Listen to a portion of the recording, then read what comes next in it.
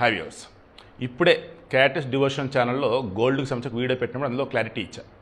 Maximum ఇక్కడ నుంచి 1.5 to 3 minutes మధ్యలో ఉండేలాగా వీడియోస్ ఇస్తాను, ఎందుకంటే నా వల్ల అవ్వట్లేదు అని చెప్పేసి. అవ్వట్లేదు ఇస్ నథింగ్ బట్ ఎక్కువ ఇచ్చినా చూస్తలేదు, అండ్ తక్కువ ఇద్దాం అనుకున్నా కానీ నాకు తెలియకుండా ఎక్కువ ఇచ్చేస్తాను డ్యూరేషన్. బట్ బాగా స్టడీ చేసిన తర్వాతే సినాప్సిస్ వైజ్ రాసుకొని ఈ వీడియో ఇస్తూ ఉన్నా. ఇక నుంచి అన్ని వీడియోలు ఎలాగా ఉంటాయి.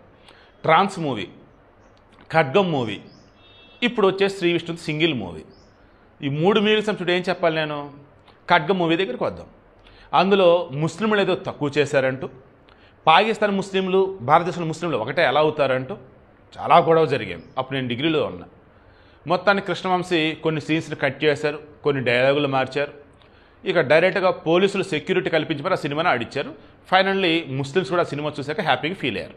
ఎందుకంటే నిజంగానే మన దేశంలో కొంతమంది ముస్లింలు పాకిస్తాన్ ముస్లింలకి తోడ్పడుతున్నారు, స్లీపర్ సెల్స్గా పనిచేస్తున్నారు. అదే సినిమాలో చూపించారు. అండ్ నిజమైనటువంటి ముస్లింలు ఉన్నారు కదా, ప్రకాష్ రాజ్ క్యారెక్టర్ లాగా అది కూడా చూపించారు అన్నారు. గుడ్.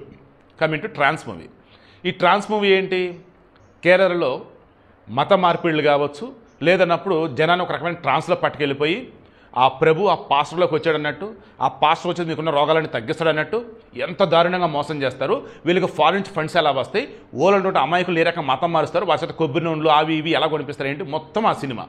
ఆ పాస్టర్ని కూడా ఓ రకంగా ఓ రేంజ్లో ఆ పైనటువంటి బ్యాచ్ వాడేస్తారు. మళ్ళీ వాళ్ళు క్రైస్తవులే, కానీ జరుగుతున్న మోసం అని తెలుసు, ప్రభువుని మోసం చేస్తున్నాడు వాళ్ళకి తెలుసు.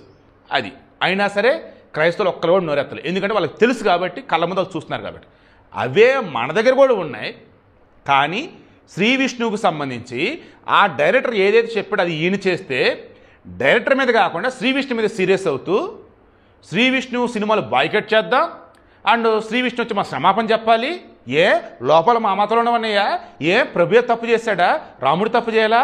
వేరే మతంలో తప్పులు లేవా? అవి చూపించే ధైర్యం ఉందా? బాబు, క్రైస్తవులు, తెలుగు క్రైస్తవులు మొట్టమొదట భారతీయ సినిమాలలో, మరీ ముఖ్యమైన తెలుగు సినిమాలలో హిందూ మతంలో ఉన్నటువంటివి, హిందూ దేవులకు తప్పులని ఎత్తి చూపారు. అది మీరు తెలుసుకోవాలి. మీకు హిందూ మతం గురించి తెలియదు, మీ మతం గురించి పూర్తిగా తెలియదు.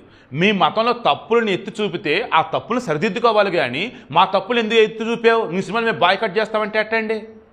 సో వీడియో క్లోజ్ చేస్తున్నాను. సింపుల్ ఏం చదువుతున్నా, కేరళలో ఉన్నటువంటి క్రైస్తవులంతా కూడా చదువుకున్న వాళ్ళు, విఘ్నులు కాబట్టి, జరుగుతున్నది వాళ్ళ కళ్ళ ముందు కనిపించింది కాబట్టి, సినిమాగా చూపించారు కాబట్టి ఓకే అనుకున్నారు. మారాల్సిన వాళ్ళు మారారు, మారకుండా వాళ్ళు ఇంకా అలాగే ఉన్నారు. బట్ మన తెలుగు ప్రాంతాల్లో మాత్రం ఇప్పటికి కూడా అదే ట్రాన్స్ మూవీలో ఉన్నట్టుగా ఇంకా ఉన్నారు. ఇంకా ఎవరైనా ఉన్న నిజం చెప్తే నాలంటలు కూడా చెప్పినా సరే మా మీద జాంబీలాగా పడిపోతున్నారు.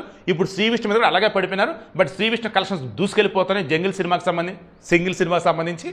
అండ్ ఎవరైతే ఇప్పుడు మా మతంలో తప్పులు ఎత్తి చూపుతావా, మీ మతంలో తప్పులు లేవా, అవి చూపుని హడావుడి చేస్తున్నారో వారికి తెలియాల్సింది ఏంటంటే అది తప్పుని వాళ్ళు ఒప్పుకుంటున్నారు. మా మతంలో తప్పులు ఉన్నాయి, అయితే ఏంటి చూపుకో అన్నట్టు వాళ్ళు చెప్పటం అంటే ఎంత దారుణం అసలు. అది ప్రభువుని ఎక్కడ ఎవరు తక్కువ చేయలేదు, అది మాత్రం తెలుసుకోండి.